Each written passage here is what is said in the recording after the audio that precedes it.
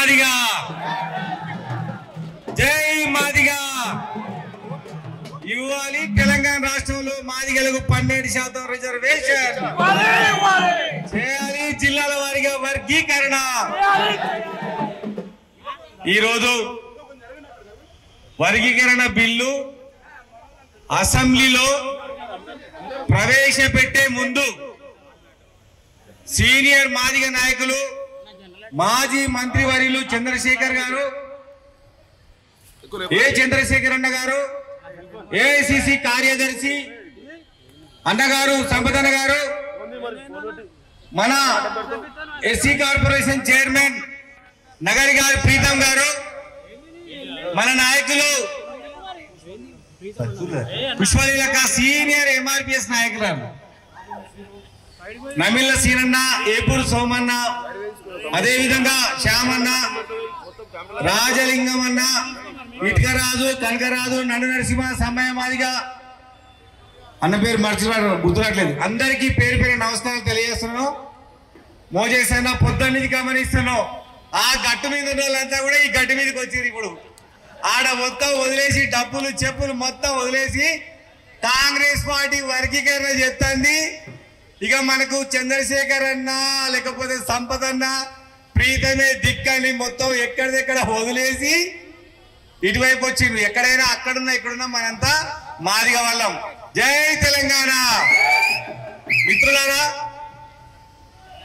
మనం అందరం ఒకటే ఆశించినాం చేవెళ్ళ డిక్లరేషన్ లో ఏఐసిసి ప్రెసిడెంట్ గారు ఖర్గే గారే పార్లమెంట్ లో తెలంగాణలో ఎస్సీ వర్గీకరణ చేస్తారని చెప్పిండు ముఖ్యమంత్రి గారు దాన్ని పదే పదే పదే పదే చెప్పుకుంటూ వస్తే ఒక పెద్ద మనిషి ఫిబ్రవరి 7వ తారీఖు రేవంత్ రెడ్డి చావు డప్పు కొడతానన్నాడు వద్దొద్దు అప్పుడెప్పుడో నువ్వు బీజేపీతో నున్నా బీజేపీకి ఓట్లు ఏమన్నా సరే సుప్రీంకోర్టు తెలంగాణ ప్రభుత్వాలు రాష్ట్ర ప్రభుత్వాలు చేసుకోమని చెప్పినాక నువ్వు రేవంత్ రెడ్డి దగ్గరికి పోవాలి దయచేసి మాదిగలకు నష్టం కలిగించొద్దంటే మా అందరి మీద పోస్టుల మీద పోస్టులు పెట్టిండు ఆయన మేము ఎవరం భయపడలే ఎందుకంటే రేవంత్ రెడ్డి గారి మీద నమ్మకం ఉన్నది మా సీనియర్ నాయకులు చంద్రశేఖర్ అన్న చెప్పి ఓయూలో మాదిగ విద్యార్థి యువ గర్జన కార్యక్రమాన్ని పెట్టుకున్నాం